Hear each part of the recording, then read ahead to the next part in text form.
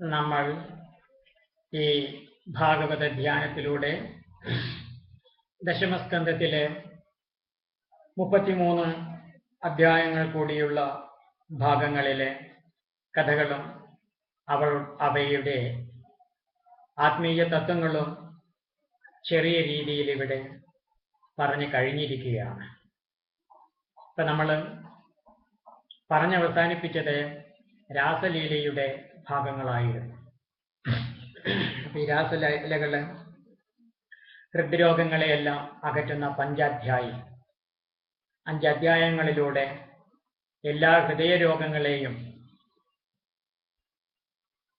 മാറ്റുന്ന ദിവ്യ ഔഷധമായിരിക്കുന്ന ആത്മീയ രഹസ്യത്തിൻ്റെ ആ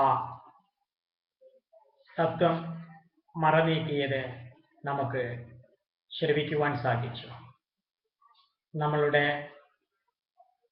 ശാരീരിക മാനസികങ്ങളായിരിക്കുന്ന ഇന്ദ്രിയങ്ങളുടെ വ്യാപാരങ്ങൾ അന്തർമുഖമാക്കിയിട്ട് വിചാരം ചെയ്യുമ്പോൾ നമ്മിലെ ആത്മീയമായ ശക്തി ഊർജം അത് ഉണരും. അപ്പം അതിന് ആ ജീവാത്മാ പരമാത്മാ ഐക്യം അതിനെ വ്യക്തികൾക്ക് മനുഷ്യർക്ക് മനസ്സിലാകുന്ന ആനന്ദത്തിൻ്റെ നിലയിൽ നിന്നുകൊണ്ട് വിശദീകരിക്കുകയാണ് ഇവിടെ ചെയ്തത്. അപ്പം ഇനി നമുക്ക് 5-ാമത്തെ ദിവസത്തിലെ അസംശക്തി എന്ന യോഗഭൂമിയിലേക്ക് അനുവാചകര് എത്തിച്ചേരേണ്ട കഥകളെക്കുറിച്ചും തത്വങ്ങളെക്കുറിച്ചുമാണ് വിശദീകരിക്കുന്നത്. അപ്പോൾ അവിടെ എത്ര അധ്യായം മുതൽ എത്ര അധ്യായം കൂടി വായിക്കണമെന്നുള്ള വ്യവസ്ഥകളൊക്കെ ഋഷി തന്നെ ചെയ്തു വെച്ചിട്ടുണ്ട്. അതിൻ്റെ അടിസ്ഥാനത്തിൽ നമുക്കൊന്ന് രുക്മിണി സ്വയം വരെയുള്ള ഭാഗങ്ങളാണ് 5-ാമത്തെ ദിവസത്തിലെ കഥകളിൽ പറയേണ്ടതായിട്ടിരിക്കുന്നത്. അതിനി നമുക്ക് 33-ന് ശേഷം വരുന്ന 50-55 അധ്യായങ്ങൾ കൂടിയുള്ള ഭാഗങ്ങളിലെ കഥകളെ ഇവിടെ ഒന്ന് സംക്ഷിപ്തമായിട്ട് ആദ്യം പരിശോധിക്കാം. കഥകൾ കേട്ടു കഴിഞ്ഞതിന് ശേഷം അവയിൽ നിന്നും നമ്മൾ ബോധിക്കേണ്ടതായിരിക്കുന്ന ആത്മീയത, ഈശ്വരീയത, ധാർമ്മികത എന്താണെന്ന് നമുക്ക് അറിയുവാൻ വേണ്ടിയിട്ട് പ്രയത്നം ചെയ്യാം. ഇനി നമുക്ക് 34-ാമത്തെ അധ്യായം മുതൽക്കുള്ള ഭാഗങ്ങളെക്കുറിച്ച് പരിശോധിക്കുവാനായിട്ട് ആരംഭിക്കാം. ഒരിക്കൽ ഒരു ശിവരാത്രി ദിവസം ശിവദർശനത്തിന് വേണ്ടി ഗോപന്മാർ എല്ലാവരും കൂടിയിട്ട് അംബികാവനത്തിലേക്ക് പോവുകയുണ്ടായി. അങ്ങനെ അവർ സരസ്വതി നദിയിൽ സ്നാനമെല്ലാം ചെയ്ത് അവിടെ സന്നിധാനം ചെയ്തിരിക്കുന്ന പാർവതി പരമേശ്വരന്മാരുടെ ക്ഷേത്രത്തിൽ ദർശനം ചെയ്യുകയും ചെയ്തു. അങ്ങനെ അവർ അർഹതയുള്ള ബ്രാഹ്മണർക്കും സന്യാസിമാർക്കും ബ്രഹ്മചാരികൾക്കുമെല്ലാം യഥാവിധി ദാനങ്ങളും ചെയ്യുകയുണ്ടായി. അങ്ങനെ അവര് എല്ലാവരും ഉറങ്ങാതെ ഈശ്വര വിചാരത്തോടു കൂടി ഇരിക്കുകയായിരുന്നു. ശിവരാത്രി നാളിൽ നമ്മൾ ഓർമ്മ വെച്ച നാളെ മുതൽ ശിവന് വേണ്ടി, ഈശ്വരന് വേണ്ടി, ആത്മാവിന് വേണ്ടി, സത്യത്തിന് വേണ്ടി വർഷത്തിൽ ഒരിക്കലെങ്കിലും ഉണർന്നിരിക്കുവാനുള്ള ഒരു പുണ്യദിനമായിട്ടാണ് നമുക്ക് ശിവരാത്രി വ്രതത്തെ നമ്മളെല്ലാവരും ആചരിച്ചു പോരുന്നത്. അതായത് സത്യം, അതായത് ധർമ്മം, അതായത് ഈശ്വരീയമായിരിക്കുന്ന ആ ആത്മചൈതന്യം സദാപി സർവ സൃഷ്ടജാലങ്ങളെയും സംരക്ഷിച്ചുകൊണ്ടിരിക്കുകയാണ്. അപ്പോൾ വർഷത്തില് ഒരു ശകല സമയം ഐശ്വര്യമായ സത്തയ്ക്കൊരു ആത്മവിശ്രാന്തി, ഒരു വിശ്രമം, ഒരു വിശ്രാന്തി കൊടുക്കുവാൻ വേണ്ടിയിട്ട് ജീവന്മാരെല്ലാവരും ഉണർന്നിരിക്കുന്ന സ്ഥിതിവിശേഷം. അപ്പൊ അവരെ ആത്മീയമായിരിക്കുന്ന ആ തപസ്സുകളും മന്ത്രജപങ്ങളും വിചാരങ്ങളുമൊക്കെ ചെയ്തിട്ടാണ് ഇരിക്കേണ്ടത്. അപ്പൊ അവിടെ നമ്മുടെ ഗോപന്മാരെല്ലാവരും ആ അംബികാവനത്തില് വിധി പറഞ്ഞതായിരിക്കുന്ന ധർമ്മങ്ങളെല്ലാം ആചരിച്ചുകൊണ്ട് ഇരിക്കുമ്പോൾ ഒരു സംഭവം ഉണ്ടായി. എന്താണ്? അവിടേക്ക് ഒരു വലിയ പെരുമ്പാമ്പ് ഇഴഞ്ഞിഴഞ്ഞ് വരികയുണ്ടായി. അങ്ങനെ ആ ഇഴഞ്ഞ് വന്ന പെരുമ്പാമ്പ് എന്ത് ചെയ്തു? അവിടെ ആ നന്ദഗോപരുടെ പാദത്തിൽ കാലിനങ്ങോട്ട് കടിക്കുകയും ചെയ്തു. അത് കണ്ടപ്പോ ഗോപന്മാരെല്ലാവരും ആദ്യം പരിഭ്രമിച്ചു. പിന്നെ അവര് ആ പെരുമ്പാമ്പിന്റെ പിടിയിൽ നിന്നും തങ്ങളുടെ യജമാനനെ രക്ഷിക്കുവാൻ വേണ്ടിയിട്ടുള്ള കാര്യങ്ങളെ ചെയ്യുവാനായിട്ട് ആരംഭിച്ചു. അവര് തീക്കൊള്ളി കൊണ്ട് കുത്തുകയും അടിക്കുകയും ഒക്കെ ചെയ്തു. അങ്ങനെ അവരെ കൊണ്ട് കഴിയുന്ന പല രീതികളും അവരാ കടിയിൽ നിന്നുമൊന്ന് വിടുതൽ കിട്ടുവാൻ വേണ്ടിയിട്ട് ചെയ്തു നോക്കി. എന്നാൽ പെരുമ്പാമ്പ് കടി വിടുകയുണ്ടായോ? ഇല്ല, കടി വിടുകയുണ്ടായില്ല. അതാ കടി അങ്ങനെ തന്നെ കടിച്ചു പിടിച്ചുകൊണ്ട് ഇരുന്നു. എന്നാൽ അത് നന്ദഗോപനെ വിഴുങ്ങുന്നൊന്നുമില്ല. ഏത് ഭാഗത്താണോ കടിച്ചിട്ടുണ്ടായിരുന്നത് ആ ഭാഗത്ത് വിട്ടുകൊടുക്കാനും തയ്യാറായിട്ടില്ല. അതാണ് അതിൻ്റെ ഒരു പ്രത്യേകത. അപ്പൊ അവിടെ ഉള്ള ഗോപന്മാർക്ക് എല്ലാവർക്കും എന്താണ് വളരെയധികം പരിഭ്രമം ഉണ്ടാകുന്നത്. അപ്പൊ അവര് ശ്രീകൃഷ്ണ പരമാത്മാവിന്റെ ശക്തിപ്രഭാവം അറിഞ്ഞതിന് ശേഷം അവർക്ക് എന്ത് ആപത്തുണ്ടായാലും അവര് ശ്രീകൃഷ്ണനെയും ബലരാമനെയും ഒക്കെ വിളിച്ച് നിലവിളിക്കുകയാണ് ചെയ്യുക പതിവ്. ഇവിടെയും അവര് ആ പതിവ് തെറ്റിച്ചില്ല. കാരണം അവരെ കൊണ്ട് കഴിയാവുന്ന രീതിയിൽ ആ പെരുമ്പാമ്പിൽ നിന്ന് മോചനം നേടുവാനുള്ള കാര്യങ്ങളൊക്കെ ചെയ്തു. എന്നിട്ടും നന്ദഗോപനെ രക്ഷിക്കാൻ കഴിഞ്ഞില്ല എന്ന് കണ്ടപ്പോൾ അവര് ഹരേ രാമ ഹരേ രാമ രാമ രാമ ഹരേ ഹരേ ഹരേ കൃഷ്ണ കൃഷ്ണ കൃഷ്ണ ഹരേ ഹരേ എന്നും പറഞ്ഞ് ഭഗവാനെ അങ്ങോട്ട്, അതുപോലെ ബലരാമസ്വാമികളെ അവര് ഒച്ചത്തിൽ അങ്ങോട്ട് വിളിക്കുവാൻ ആരംഭിച്ചു. അപ്പോഴോ ആ ആപദ്ബാന്ധവനും കരുണാനിധിയുമായ നമ്മുടെ ഭഗവാൻ അവരുടെ അടുക്കല് ഓടിയെത്തുകയുണ്ടായി. രംഗം മനസ്സിലാക്കി. അങ്ങനെ എന്തു ചെയ്തു? തൻ്റെ തൃപ്പാദത്തെ കൊണ്ട് ആ പെരുമ്പാമ്പിനെ ഒന്ന് അങ്ങോട്ട് സ്പർശിച്ചു ഭഗവാൻ.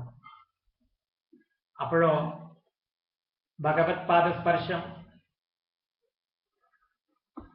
ഏറ്റ മാത്രയില് ആ പെരുമ്പാമ്പ് നല്ലൊരു വിദ്യാധരനായിട്ട് അങ്ങോട്ട് രൂപം മാറുകയും ചെയ്തു. അങ്ങനെ വിദ്യാധരനായിട്ട് രൂപം മാറിയ ആ പെരുമ്പാമ്പ് ഭഗവാന്റെ പാദപത്മങ്ങളിൽ ദീർഘദണ്ഡ നമസ്കാരത്തെ ചെയ്തു. എന്നിട്ട് ഭഗവാനെ സ്തുതിക്കുന്നുണ്ട്. സ്തുതി കഴിഞ്ഞതിന് ശേഷം ഭഗവാൻ അറിയുന്നവനാണെങ്കിലും നമ്മുടെ ആ പെരുമ്പാമ്പായിരുന്ന വിദ്യാധരൻ ഭഗവാനോട് തന്റെ നിജസ്ഥിതി യാഥാർത്ഥ്യം വെളിപ്പെടുത്തുവാൻ ആരംഭിച്ചു. ഭഗവാന് അടിയൻ സുദർശനൻ എന്ന പേരായ വിദ്യാധരനാണ്. എന്റെ സ്വരൂപ സൗന്ദര്യത്തിൽ എനിക്ക് വളരെ അഭിമാനവും അഹങ്കാരവുമായിരുന്നു. സൗന്ദര്യത്തിലും അതുപോലെ അറിവിലും അതുപോലെ സംഗീതത്തിലും മറ്റ് കലകളിലും എന്നെ ജയിക്കുവാൻ വാസ്തവത്തിൽ ആരും ഉണ്ടായിരുന്നില്ല. അപ്പൊ അങ്ങനെ അഹങ്കാരത്തോടും അഭിമാനത്തോടും കൂടി ഞാൻ കഴിഞ്ഞുകൊണ്ടിരിക്കെ ഒരു ദിവസം അങ്കിരസ മഹർഷി എൻ്റെ അടുക്കിലൂടെ വന്നപ്പോ ഞാൻ ആ ഋഷിയെ വളരെയധികം കഠിനമായിട്ട് പരിഹസിച്ചു. അപ്പോ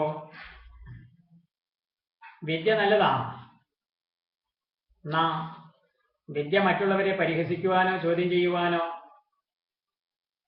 ഒന്നും ഉള്ളതല്ല. അത് തനിക്ക് ആത്മാവിനെ അറിയുവാനാണ്, തനിക്ക് ആത്മാനന്ദം ബോധിക്കുവാനാണ്.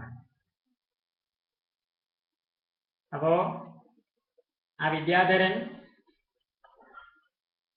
തന്നെ അപമാനിച്ചപ്പോ ഒരു ഋഷിയായ, ഒരു ഗുരുവായ, ഒരു ആചാര്യനായ എന്നെ തന്നെ പരിഹസിക്കുവാൻ ഇവൻ ധൈര്യം കാണിക്കുന്നുവെങ്കിൽ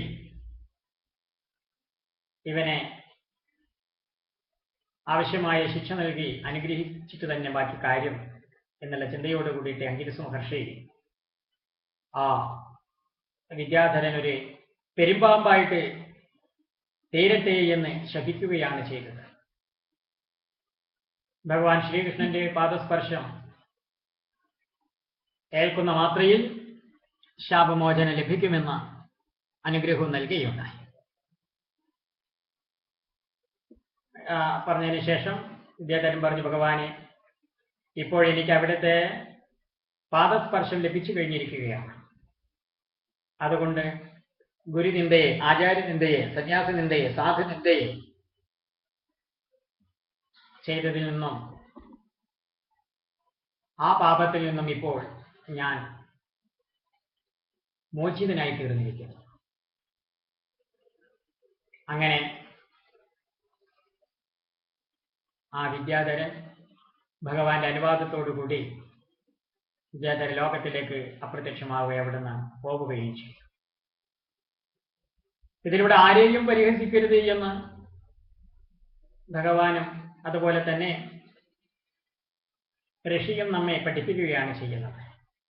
കാരണം ആരിലാണ് ആത്മചൈതന്യം ഉണർന്നിരിക്കുന്നതെന്ന്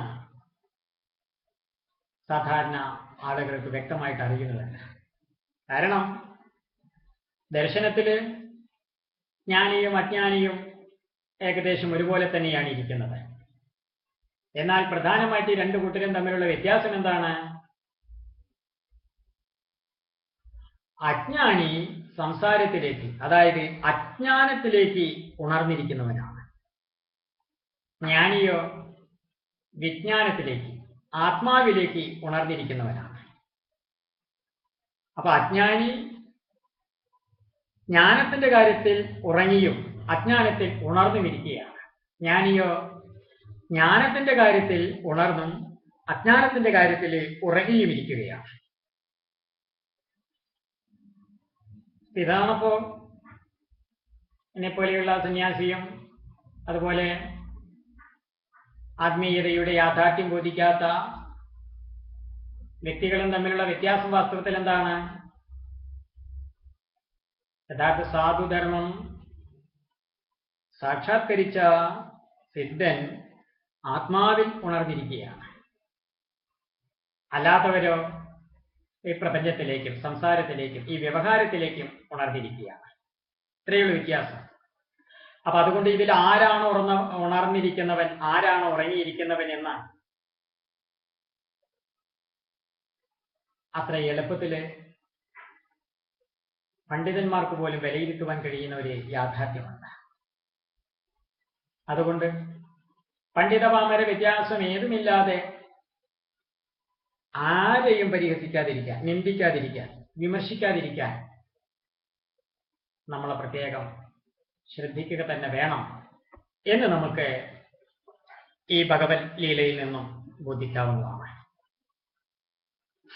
അങ്ങനെ ഭഗവാന്റെ ദിവ്യമായ ശക്തിയെ വീണ്ടും കണ്ട ഗോപന്മാരെല്ലാം അത്ഭുതപ്പെടുകയുണ്ടായി. അങ്ങനെ എല്ലാവരും വളരെയധികം സന്തോഷത്തോടുകൂടി അവരുടെ വ്രതങ്ങളിലേക്ക് തിരിച്ചു പോവുകയും ചെയ്തു. പിന്നീട് ഒരു ദിവസം രാത്രിയിൽ കാളിന്തി തീരത്തിൽ വെച്ച് രാസലീല നടന്നുകൊണ്ടിരിക്കുകയായിരുന്നു. അവിടെ ഗോപികളെ പാടിയും ആടിയും ആനന്ദത്തിൽ ലയിച്ചിരിക്കുകയാണ്.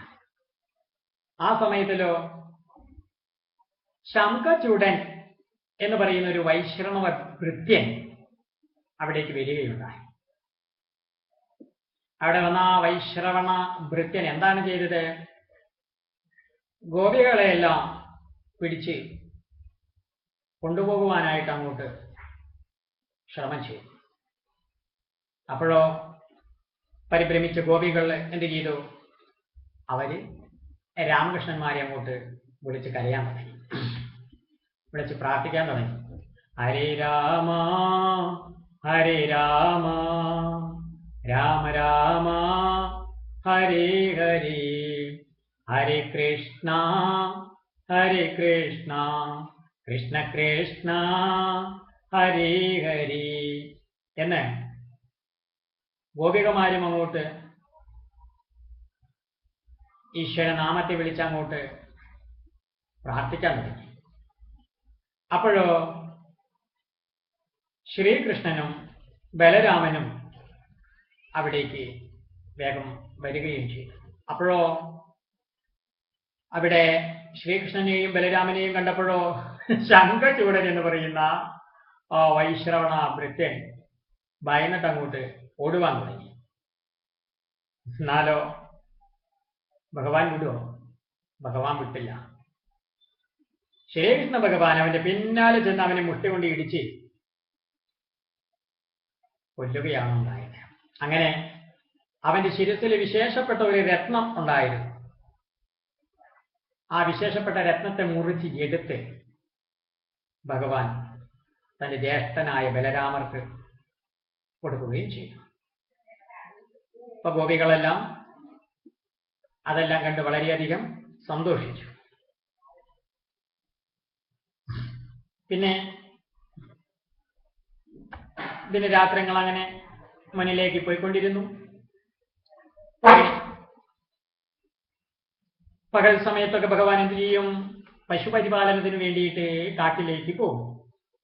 അപ്പോഴോ ഗോപികള് പ്രാണേശ്വരനെ കാണാൻ കഴിയാതെ വിരഹതാപശാന്തിക്കായിട്ട് കൃഷ്ണകഥകളെ അന്യോന്യം പറഞ്ഞുകൊണ്ട് പകൽ കഴിക്കുന്നതിനെ വർണ്ണിക്കുകയാണ് ഉള്ള അധ്യായത്തിൽ ചെയ്യുന്നത്. ഗോപികള് അന്യോന്യം സംസാരിക്കും ഭഗവാൻ ചെയ്ത ഓരോ ദൗത്യത്തെ കുറിച്ചും.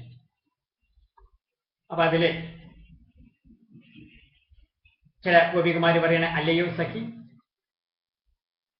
മുകുന്ദമൂർത്തി മുരളിയെ അധരത്തിൽ അർപ്പിച്ച് ഇടത്തെ കവിപ്രദേശം ഇടത്തെ ചുമലിൽ അർപ്പിച്ച് ആ മധ്യപ്രദേശം അല്പം ഇടത്തോട്ട് ചരിച്ച് ത്രിഭംഗിയിൽ നിന്ന് വേണുഗാനം ചെയ്യുമ്പോൾ ആ ആകാശവീതിയിൽ നിൽക്കുന്ന ദേവസ്ത്രീകൾ കൂടി കാമവികാരം മുഴുത്ത് വസ്ത്രങ്ങൾ അഴിഞ്ഞു പോകുന്നത് കൂടി അറിയുന്നില്ല. ഒരു ഗോപി അങ്ങനെ പറഞ്ഞപ്പോഴോ മറ്റൊരു ഗോപി എന്താ പറയുന്നത്? സഖി, നോക്കൂ, മറ്റൊരത്ഭുതം.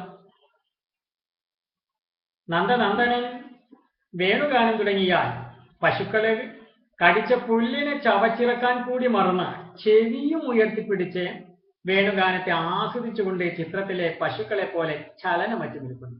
എന്തൊരു അത്ഭുതം!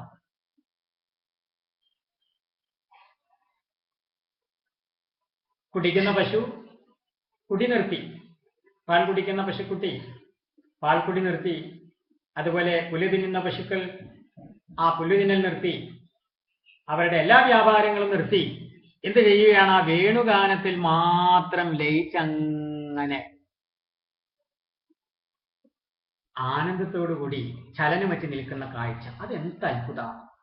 അപ്പൊ വേറൊരു ഗോപി പറയാം, അല്ലയോ സഖികളെ, നോക്കുവിൻ, ശ്യാമസുന്ദരൻ വേണുവിൽ വായിച്ചു തുടങ്ങിയാൽ കാളിന്തിയിലെ വെള്ളം ഉറച്ചു കട്ടിയാകും. നദിയുടെ സ്വഭാവം വാസ്തവത്തില് ഒഴുകിക്കൊണ്ടിരിക്കുക എന്നുള്ളതാണ്. എന്നാൽ ഭഗവാന്റെ വേണുഗാനം ശ്രവിക്കുന്ന സന്ദർഭത്തിൽ ഇവിടെ എന്ത് സംഭവിക്കുന്നു എന്നാ പറയുന്നേ? ആ നദി പോലും ഉറച്ചു കട്ടിയാകുന്നു. അപ്പൊ പുണ്യം ചെയ്ത കാളിന്തി കല്ലോലങ്ങളാകുന്ന കൈകളാൽ കണ്ണന്റെ പാദത്തിൽ പത്മാർച്ചനം ചെയ്യുകയാണ് അപ്പോൾ അവിടെ ചെയ്യുന്നത്. സഖികളെ, ആ രാഗവതിയായ കാളിന്തിയും നമ്മുടെ കണ്ണന്റെ പാദസ്പർശം മോഹിക്കുന്നു എന്നുള്ളത് തീർച്ചയല്ലേ, വ്യക്തമല്ലേ? അപ്പോ വേറൊരു ഗോപി എന്താ പറയുന്നത്? ഹേ സഖികളെ, എന്തൊരു അത്ഭുതമാണ്, നോക്കുവിൻ, കാട്ടുപുഷ്പങ്ങളാലും തളിരുകളാലും വേഷവിധാനം ചെയ്ത ശ്യാമസുന്ദരന്റെ വേണുഗാനം തുടങ്ങിയാൽ മഴക്കാറുകൾ ശബ്ദമുണ്ടാക്കാതെ ആകാശവീഥിയിൽ നിറയുകയാണ്.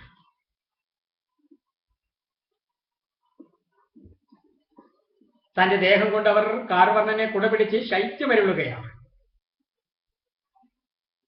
അവരുടെ ഭാഗ്യം തന്നെ. അങ്ങനെ അപ്രകാരമെല്ലാമുള്ള ഭഗവൻ മഹിമകളെ വർണ്ണിച്ചുകൊണ്ട് ഗോപികളെ വിരക ദുഃഖത്തെ ശമിപ്പിക്കും. ഭഗവാൻ അടുത്തില്ലെങ്കിലും ആ ഭഗവാന്റെ ഓർമ്മ അവർ നിലനിർത്തി. അങ്ങനെ അവർ അവരുടേതായിരിക്കുന്ന മോഹങ്ങളിൽ നിന്നും ദുഃഖങ്ങളിൽ നിന്നും ആഗ്രഹങ്ങളിൽ നിന്നൊക്കെ വിടുതൽ പ്രാപിക്കുകയും ചെയ്തു. അപ്പൊ നമ്മുടെ ആത്മാനന്ദം പോലെ നമ്മുടെ നിജവും ശുദ്ധവും മുക്തവുമായിരിക്കുന്ന ആ അമൃതാനന്ദം പോലെ മഹിമയുള്ളതാണ് ഭഗവാന്റെ കഥാരസവും എന്ന് ഗോപികകൾ ഇവിടെ പഠിപ്പിക്കുന്നതായിട്ട് നമുക്ക് മനസ്സിലാക്കാം. പിന്നീട് ഒരു ദിവസം ഗോപികൾ രാസലീലയ്ക്ക് പുറപ്പെടുന്ന സമയം അരിഷ്ടൻ എന്നുപേരായ അസുരൻ ഒരു കൂറ്റൻ കാളയുടെ രൂപത്തിൽ വൃന്ദാവനത്തിലേക്ക് അങ്ങോട്ട് വന്നു. എന്നിട്ടോ കുളമ്പടിയാൽ ഭൂമി പിളർന്നു. വാലുകൊണ്ട് മേഘമാലകളെ ആട്ടിച്ച് മാറ്റിയും കൊണ്ടുള്ള ആ അസുരന്റെ വരവ് കണ്ട് ഗോപികളും അതുപോലെ എന്താണ്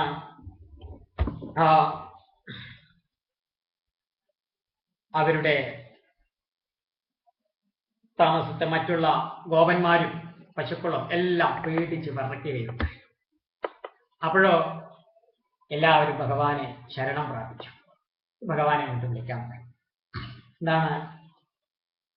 ഹരേ രാമ ഹരേ രാമ രാമ രാമ ഹരേ ഹരേ ഹരേ കൃഷ്ണ കൃഷ്ണ കൃഷ്ണ ഹരേ ഹരേ. ഗോപന്മാർക്കും ഗോപികമാർക്കും എന്താപത്തുണ്ടായാലും അവർക്കറിയാവുന്ന ഒരേ ഒരു കാര്യം ഈ നാമം വിളിച്ച് കരയിലാണ്. ഈ നാമധ്വനി അങ്ങോട്ട് ശ്രവിക്കുമ്പോഴോ ഭഗവാൻ അവിടെ പ്രത്യക്ഷമാവുകയും അവരെ അവരുടെ ദുഃഖത്തിൽ നിന്ന് മോചിപ്പിക്കുകയും ചെയ്യും. അങ്ങനെ എല്ലാവരും ഭഗവാനെ ശരണം പ്രാപിച്ചു, ഭഗവാനെ വിളിച്ചു. അപ്പോഴോ ഭഗവാൻ അവരുടെ മുമ്പിൽ പ്രത്യക്ഷമായിട്ട് ഒന്ന് ഭയപ്പെടേണ്ട, ഞാനിവിടെ ഉള്ളപ്പോൾ നിങ്ങളാരും ഭയപ്പെടേണ്ടതില്ല, നിങ്ങളെ ഞാൻ രക്ഷിച്ചോളാം എന്ന് പറഞ്ഞ് ഭഗവാൻ എന്ത് ചെയ്തു? നമ്മുടെ ആ അരിഷ്ടാസുരന്റെ അടുക്കൽ അങ്ങോട്ടെത്തി. അരിഷ്ടാസുരന്റെ അടുക്കലെത്തിയിട്ടോ, അതായത് ഭഗവാൻ ഈ സന്ദർഭത്തിൽ ഒറ്റയ്ക്കല്ല അരിഷ്ടാസുരന്റെ അടുക്കിലേക്ക് പോകുന്നത്. ശ്രീദാമ കുജലോപാഖ്യാനം നമുക്കിവിടെ 81-82 അധ്യായങ്ങളിലൂടെ ചിന്തിക്കേണ്ടതായിട്ടുണ്ട്. അവിടെ വിശദീകരിക്കുന്ന ശ്രീദാമാവ് എന്ന് പറയുന്ന തന്റെ കൂട്ടുകാരനോടും കൂടിയിട്ടാണ്, കൂട്ടുകാരന്റെ ചുമലില് ഇങ്ങനെ തോളിൽ കയ്യുമിട്ടുകൊണ്ടാണ് ഭഗവാൻ അരിഷ്ടാസുരന്റെ അടുക്കലെത്തിയത്. എന്നിട്ട് ഭഗവാൻ അരിഷ്ടനെ യുദ്ധത്തിന് വിളിച്ചു. അപ്പോഴോ ഈട്ടിമിന്നലിന്റെ വേഗതയിൽ ഓടി വരുന്ന അരിഷ്ടനെ ഭഗവാൻ എന്ത് ചെയ്തു? പിടിച്ച് ഒരൊറ്റ തള്ള അങ്ങോട്ട് ഒരൊറ്റ. അപ്പോഴോ 10-20 അടി ദൂരെ തെറിച്ചു വീണ അസുരൻ വീണ്ടും അതികോപത്തോട് ഓടി വന്നു ഭഗവാന്റെ അടുക്കിലേക്ക്. അപ്പൊ എന്താ ഭഗവാൻ ചെയ്തേ? ആ അസുരന്റെ പിൻകാല് 2 ചവിട്ടി പിടിച്ച് തൃക്കൈകളാൽ കൊമ്പിൽ പിടിച്ച് തിരിച്ചു. കുട്ടികള് മുണ്ട് ചവിട്ടിപ്പിടിച്ച് പിഴിഞ്ഞ് വെള്ളം കളയുന്ന പോലെ ഭഗവാൻ അവന്റെ ഉള്ളിലുള്ളതെല്ലാം പിഴിഞ്ഞു കളഞ്ഞു. പ്രാണൻ പോയ അസുരൻ ചത്തു വീണു. ഭഗവാന്റെ ഈ ലീല കണ്ടപ്പോഴോ ദേവന്മാര് കൂടി അത്ഭുതപ്പെട്ട് പുഷ്പവൃഷ്ടി ചെയ്യുകയുണ്ടായി. അരിഷ്ടാസുരനെ കൊന്ന് ഭഗവാൻ ഗോകുലത്തിലേക്ക് തന്നെ പ്രവേശിക്കുകയും ചെയ്തു.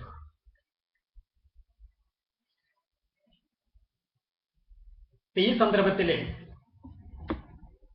വേറൊരു സംഭവം ഉണ്ടായി. അതായത് നമ്മുടെ ശ്രീ നാരദ മഹർഷി മധുരയില് കംസന്റെ അടുത്ത് ചെന്നിട്ട് ചില കാര്യങ്ങൾ പറയാനായി. കാരണം അവതാര ദൗത്യം പൂർത്തിയാക്കുവാൻ കാലവിളംബം ഉണ്ടാകാതിരിക്കുവാനുള്ള ഇടപെടലാണ് വാസ്തവത്തില് നാരദരുടെ പോലുള്ളവരുടെ ഭാഗത്തു നിന്നും ഉണ്ടാകുന്നത്.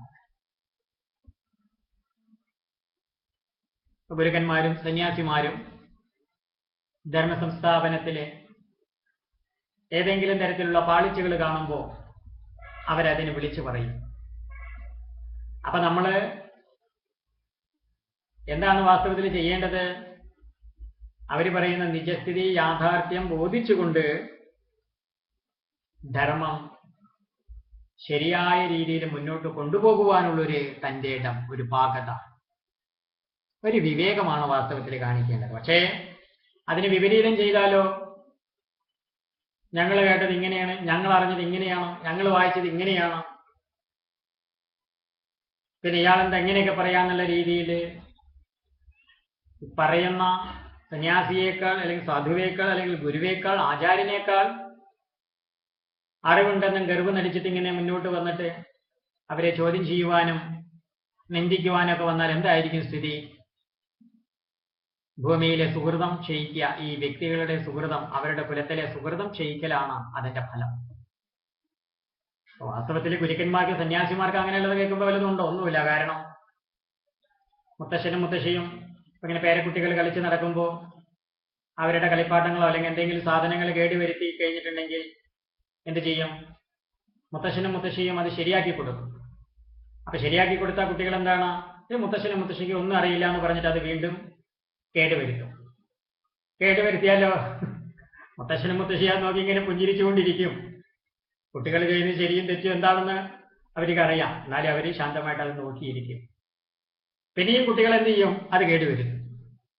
എന്ന പോലെ ഗുരുജനങ്ങള്, സാധുജനങ്ങള് ആ ധർമ്മം ശരിക്ക് പൂർത്തീകരിക്കുവാൻ വേണ്ടിയിട്ടുള്ള ഉപദേശ നിർദ്ദേശങ്ങള് കാലത്തിനനുസരിച്ച് അവർ വ്യവസ്ഥ ചെയ്തുകൊണ്ടിരിക്കും.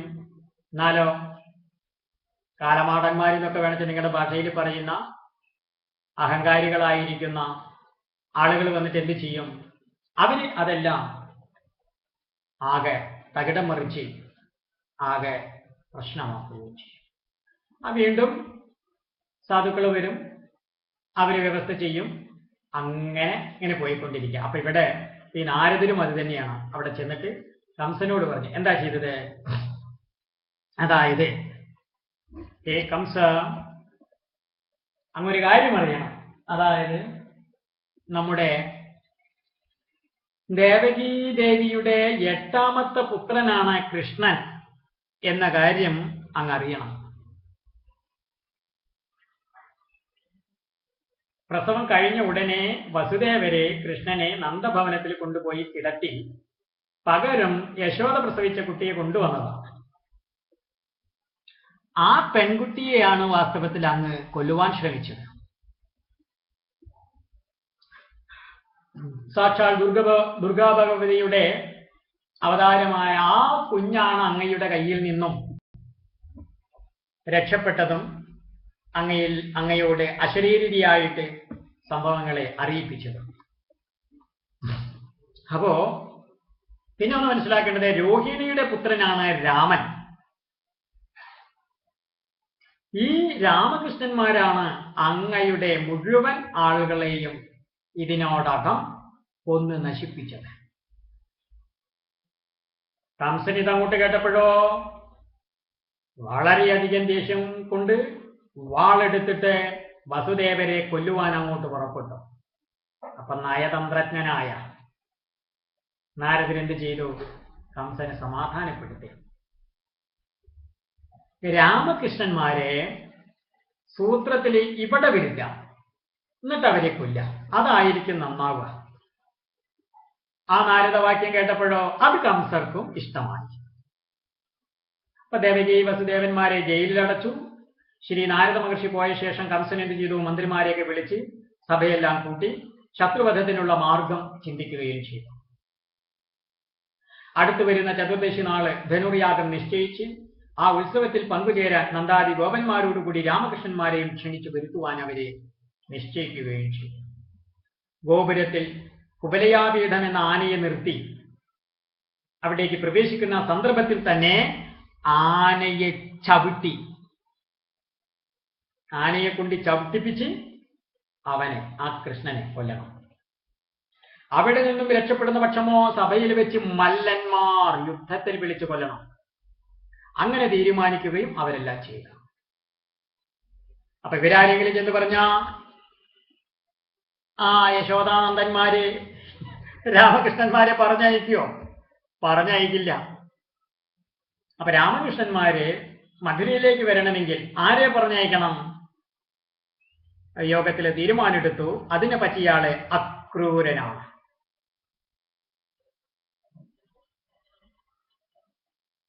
അപ്പൊ രാമകൃഷ്ണന്മാരെ, ശ്രീരാമനെയും ബലരാമനെയും അതുപോലെ ശ്രീകൃഷ്ണനെയും കൊണ്ടുവരാൻ വേണ്ടിയിട്ട് അക്രൂരനെ ചുമതലപ്പെടുത്തി നമ്മുടെ കംസൻ. എന്നിട്ടോ കംസൻ സ്വന്തം ഭവനത്തിലേക്ക് പ്രവേശിക്കുകയും ചെയ്തു.